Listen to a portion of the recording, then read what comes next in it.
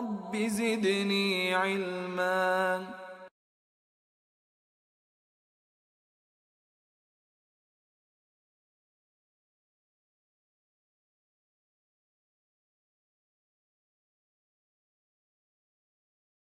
Do you believe it's true? Like that is what the best explanation is? I think at the moment that's the best explanation, and the best explanation there has ever been, and it's pretty unarguable. Really. It's quite. It's Would quite you say? thorough. It's quite thorough. It's one of the best tested. It's just I know what you're going to tell me. You're going to tell me it's just a theory. It is just. I mean, it is just a theory. But, well, the thing is, but theory is one of the best tested theories out there. It's just the best well, look, tested theory of all the time. highest that science can reach in terms of certainty is a theory. Yeah. Right? Yeah. So when somebody says, "I got a theory that 9/11 was an inside job" or whatever, right? That's just a random hodgepodge idea. But when a scientist says theory, they're referring to something which takes account of a broad everything body of evidence observed, with different subfields and all the rest. Yeah. So, but I think what we need to do first is define a few terms. Evolution simply means change in gene frequencies in a population over time. yes. Doesn't really mean anything more than that. So evolution, is it a theory, is it a fact? It's just an observation. We know evolution to be true. Yeah. Okay. Now, Darwinian evolution is the particular claim that there's a tree of life, starting off with the first origin of life, the first self-replicating cell, which led to all of the biodiversity. And this was led by natural selection working on random mutations. Yes. Now, I think this idea, and when I was at school, I was taught like this is it. This is the holy grail. We got it. However, when you actually look at the works of evolutionary biologists, you see it is actually a very controversial idea. It is not set in stone, and there's actually many, many problems with it. Okay. I'll give you one. Darwin said that this has to work gradually. There has to be a very small, incremental, gradual, adaptive benefit, which is then accumulated by natural selection.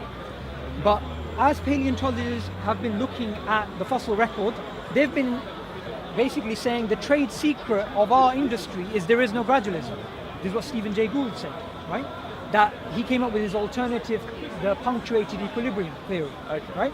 So the fundamental assumption of Darwinism, which is slow mutations, random mutations, is actually been challenged by mainstream paleontologists. Okay, so what's their alternative to this? Are you saying that they have found things that it hasn't gone gradually, it's gone from one stage to another? According to their interpretation, yeah. Okay. So what they say they is... may have found that. They may have found something that contradicts what they have, but I would say that there's way too much evidence for Darwin evolution. So what would you say is the main lines of evidence? Main lines of evidence of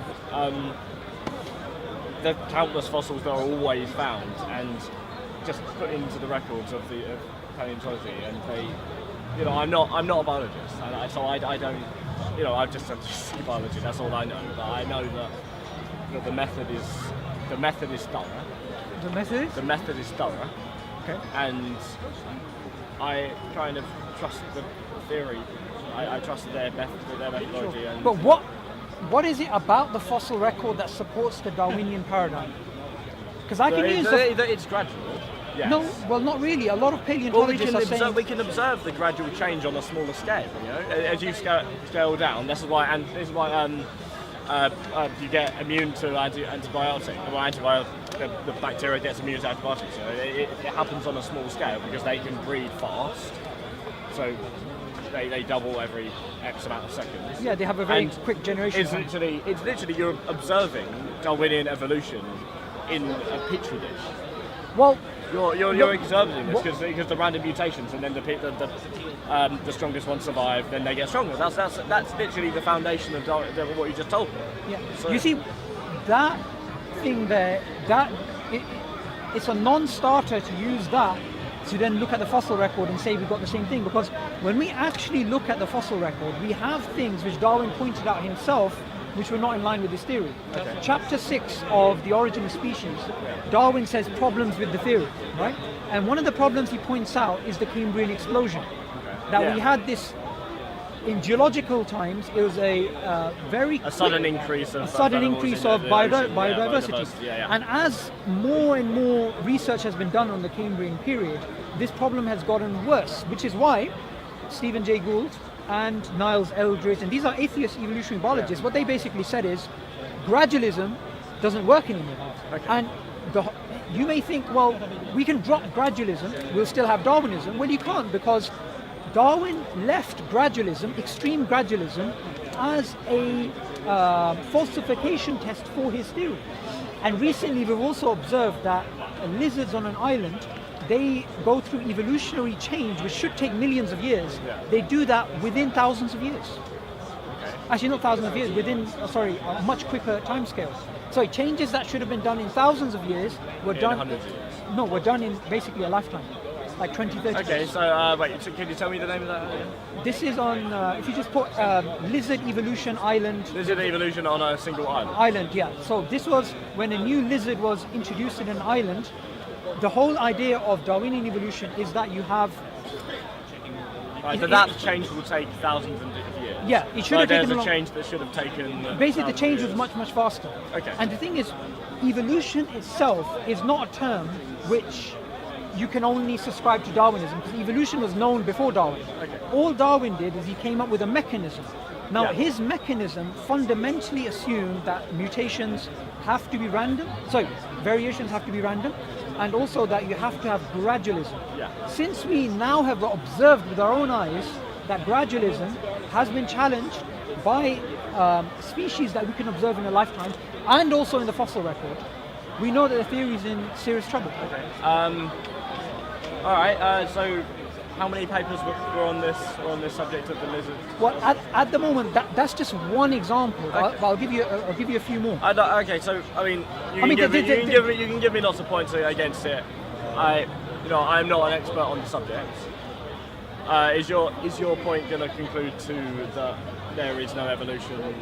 No, evolution, like we described. It might not be as we described it, but as we are taught in school, it might not be like that. Look, evolution is change in gene frequencies in a population over time.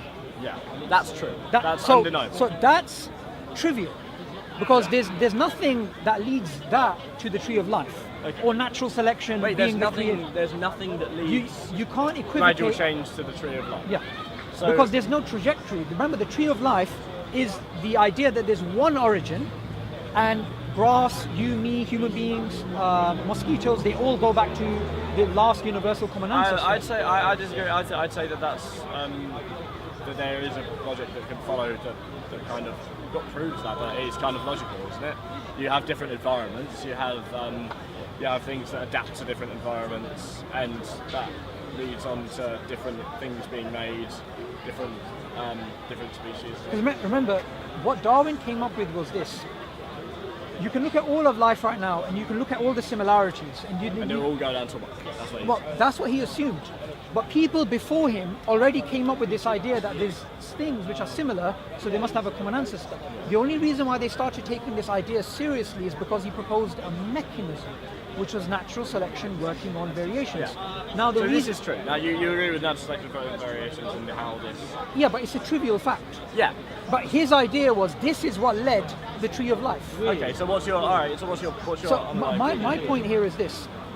I can look, and not only I, evolutionary biologists can look at the same data, and they can say, well, mutation-driven evolution, which was a rival to Darwinism, which is that you don't have small mutations, you actually have what is known as hopeful monsters, right? Richard Goldschmidt's, he's an evolutionary biologist who came up with this idea. Or you can come up with Lamarckian evolution, which was an idea which went back to Jean-Baptiste Lamarck.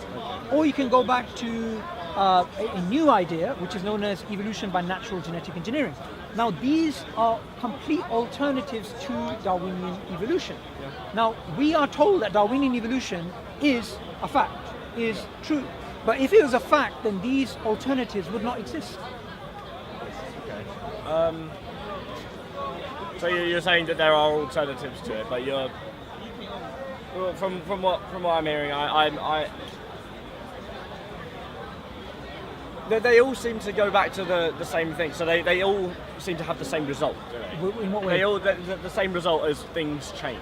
Okay? Yeah, but the thing is, look, evolution, if you simply define it as biological change over time, today we define it in terms of population genetics, but say if we define it purely as change over time, biological change over time, this goes back 3,000 years. Yeah. This was known by the ancient Hindus, it was known by the ancient Greeks, it was known by the Chinese as well, and it was completely trivial and uncontroversial. The reason why evolution became controversial is when Darwin assumed there was one origin, there was a tree of life, and this was driven by random mutations being accumulated by natural selection, so random variations. Yeah. That's the controversial part. Yeah.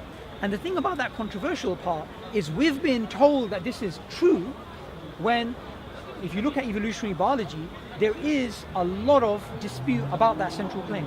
Oh, well, a lot of dispute compared with the amount of evidence they have. I would, you have these theories. You have the best tested theories, evolution and quantum theory. Okay, you have.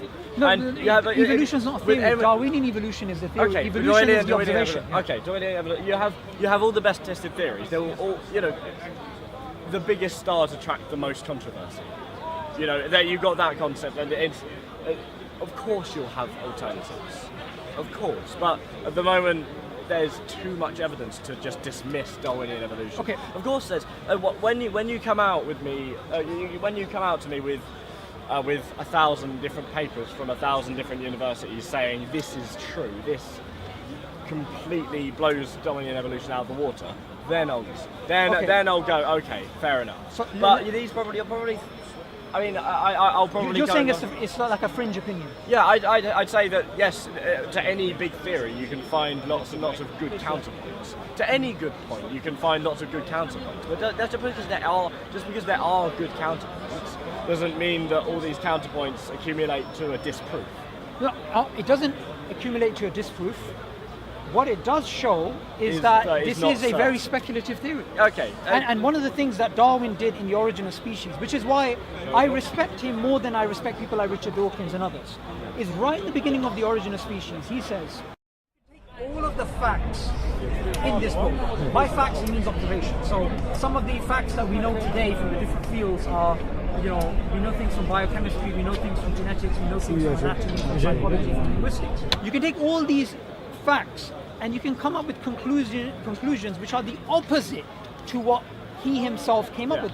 He admits this in The Origin, which what it goes to show is he understood the philosophy of science. Yeah. Because if you imagine a scatter graph, I'm sure as a mathematician you understand that. Now if there's a scatter graph, how many different inferences can you make based upon the same scatter graph? A lot. A lot. Yeah. Exactly. Now those dots, those are observations and those are not changing. What does change is our interpretation, maybe a sine curve, maybe a bell curve. I don't know. I'm apprehensive with your use of a scatter graph. You're always you're using the fact that there are always anomalies and contradictions. Not anomalies. Not anomalies or I'm saying the same data. Contradictions. No, not contradiction. Not contradictions. I'm saying we have a set of data. Say this is X, Y. Yes, but we have right? to come up with some conclusion. I know. You have to, when you have that scatter graph, you have to draw a line through it, don't you? Exactly. Yeah, you can't say I can draw a million different lines, but the line could be over here, and that would just be stupid. No. What I can say is this. Realistically, we know we can draw at least maybe 15, 20 different lines based on the same graph. My point is, we've been told, and I was told this when I was at school, this is the only inference possible. And that's disputable. Because Lamarckian evolution, which doesn't assume there's one origin, which assumes there's perhaps millions of origins, which have linear independent origins, which is evolution happening in parallel directions, or something like evolution by self-organization as proposed by Stuart Kauffman. All of these are different evolutionary models proposed by atheist evolutionary biologists. No school teaches them, no university teaches them. Yeah. And you actually find out things like, just a few weeks ago there was a book published by Oxford University called Darwinism as Religion. Yeah. And it's written by an atheist philosopher of science, and what he goes on to say is that Darwin's theory of evolution it became into a religion. Until today, it is actually a type of meta-narrative, it's a type of religion. Because of this, what we are taught in school is actually incorrect. It's not the only game in town. And there's lots of assumptions and problems with it. I agree with your point that they do enforce it when you say this is the only thing. I mean, actually no, they don't. To be fair, we were always told to say it's a theory, but that's what. But remember, science, the highest standard you can achieve in science is theory. Yeah, that's the highest standard. No, but that's what we weren't taught. This is the only thing. Well, that's if you go to any school. Oh yeah, I was taught. So was I. I'm sorry. I was taught modern. I mean, I have a pretty modern experience of education Britain today, and I would say when I was taught this, I came. It was a very diverse school, so a lot of different beliefs and stuff. So they kind of highlighted for the reason of oh, it's a theory. It can be contradicted. You shouldn't take it as gospel. So. And obviously everyone had different beliefs, but I chose to believe the evidence that was presented to me. And I'm not a biologist, so I all these different types of things, I could probably go home and look it up, but I probably wouldn't understand half of it because I'm not a biologist. But the question is, why do you believe something when you don't understand it? Okay, is it a sociological thing? I know it's more of a trust. I can put everything out and say I don't fully understand biology. Okay. I can also say I fully don't understand math. I don't fully understand anything. Neither do you. Neither does anyone. But I can say with pretty good confidence that with the knowledge I do have, I have reasonable belief I have a reason to believe what's presented to me because of what I understand, and I think that's pretty reasonable. And there may be different theories. What if I was to make a claim that Darwinian evolution, it may be modified in the next 100 years, beyond recognition, or completely discarded? What would you say of that claim? Maybe it will. And do you know who makes this claim? Richard Dawkins in his book, A Devil's Chaplain. Yeah. This is one of his lesser-known works. Now, what that goes to show is that the way that science works is you can get new data which challenges your previous conclusions. Yeah. Secondly, the same data can give rise to multiple competing hypotheses, multiple competing theories. Now, if in school we are taught this, then that'll be fine. But when I was in school and I studied what was quite a posh school in North Oxford, a high school there called Cherwell College, we were not taught this is an idea and this has competing hypotheses. We were told this is it.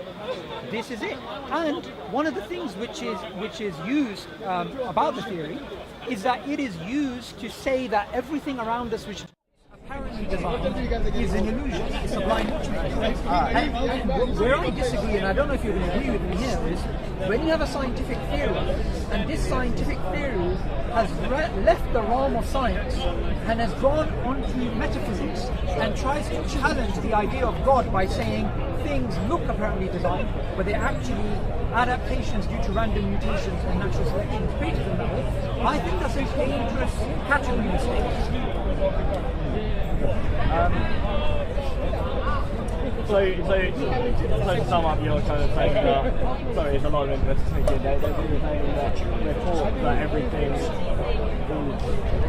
this one theory contradicts all the other religions. No, I'm saying don't bring religion into it. I'm saying, general relativity. General relativity is a fantastic theory. So is quantum mechanics. Yet both of these theories contradict each other at fundamental levels. They both can't be true. Now what scientists are trying to No. No, we don't have quantum mechanics. I don't fully understand quantum mechanics or insanely hard, but what I do know is that what you said there was they're not contradictory. They are a bit. You can't say they're both contradictory, both two polar opposites, and they can't work. At the moment, because they might be able to work together. At the moment, they're trying to look. As it stands right now in physics, the basic assumptions of both of them is a contradiction between them. That doesn't mean they both can't be true. No, but they both can't be absolutely true. So what scientists are They're trying trying to to do, alter both of them to work together. Yeah. well, at the moment they realize both of them are non-complementary paradigms. You can't make them work. So what they're trying to do is they're trying to come up with a theory of quantum gravity. Yes. Right? Now, when it comes to evolutionary biology, I would have loved it if I was taught in school. Do you know what? There's this idea of Darwinian evolution, but do you know what? There's also the idea of Lamarckian evolution, mutationism, I think natural genetic engineering. I But do we're just remember, told yeah. this is it. Yeah, actually, Lamarckian evolution. I think there was a little bit on that, but not much. Do you know what it's normally taught as? It's kind of taught as the other theory that was wrong. Yeah. Yes, and the interesting thing about Lamarckian evolution was Lamarck published his work about 50 years before Darwin. Yeah. The difference between Lamarck and Darwin, Lamarck was someone who believed in God but not religion. He was a deist. So he didn't see design as an illusion, which is the main conflict between God and Darwinian evolution, that the claim that design is an illusion, right? Now, Lamarck's theory has been brought back to life in the last couple of years because of epigenetics, right? And because of we've seen that, you know, that famous drawing of the giraffe. Yeah. It keeps trying to stretch out its neck, and then those changes are passed on to its offspring. Oh, so that yours That's is that Lamarckian. it can do It's it an with intentional thing, right? It can do, yeah. Yeah. We've actually got some recent experiments which have shown Lamarckian evolution is observable, right? And now how many generations that goes down, that's another question. That's something they're going to be exploring. But what I didn't like... Just to confirm, the Lamarckian evolution is the one where it's like it wants to extend it next, so it does. Yeah. It's a conscious... It's basically like the blacksmith's strong arms. Yeah. The blacksmith, he has these arms, then he procreates, and those children inherit those traits. Okay. Now, the inheritance of acquired characteristics, as it's known, was an idea which was ridiculed. Now, why? This is where I disagree, because I believe that if Darwinian evolution was taught, not as a religion, not as a meta-narrative, but was taught the way that Darwin actually proposed it, which was a theory which had anomalies, which he admitted to. He admitted there was other theories possible on the data. And lastly, he also admitted something which we're not taught, which is you can be someone who believes in God and believes in Darwinian evolution, and there's absolutely no contradiction between the two. Neo-Darwinism, which came around in the 1940s, was militantly atheist, right? Which was put together by mathematicians, by the way. And this was used as a baton to bash religious people for the last 70 years. And that's the real crux of the issue. Okay. And as a mathematician, maybe you should do something to change that. maybe. I mean, in my perspective, You've heard of JBS Haldane, right? JBS Haldane? He's one of the founders of Neo-Darwinism. He's a mathematician. Yeah. Yeah, maybe. I mean, there's all these different theories. They are taught by they are taught as the kind of theories that were wrong. But I think you kind of have a want. So you kind of have a want to reintroduce these theories as not more myself. of a true. I don't want to do that, because these theories, especially things like evolution by natural genetic engineering and evolution by self-organization, these are new, and these have been introduced by atheist evolutionary biologists. Maybe when they're better tested, they'll be taught. Well, they are actually tested. Well, maybe when they've been tested over, Darwin in evolution is an old theory, and it has stood the test of time, and it's like there's not many. One of the reasons it stood the test of time is because of the philosophical naturalism that is used to underpin it. Because it's used as a way. Because look, if there is no God, this is from a neo-Darwinian perspective. If there is no God, then nature has to do the creating, and design has to be an illusion. If that's the basis, then no matter how many holes are in the theory, which there are a lot of holes at the moment, this theory will still stand because it's the only naturalistic explanation out there at the moment. Yeah. Which is why it will survive for the next 1,000 years. To be, in my perspective, I would say as long as the theory is underpinned, because I would say that design is illusion, and everything has to it needs naturally, and all the natural selection and everything. As long as it's based on that.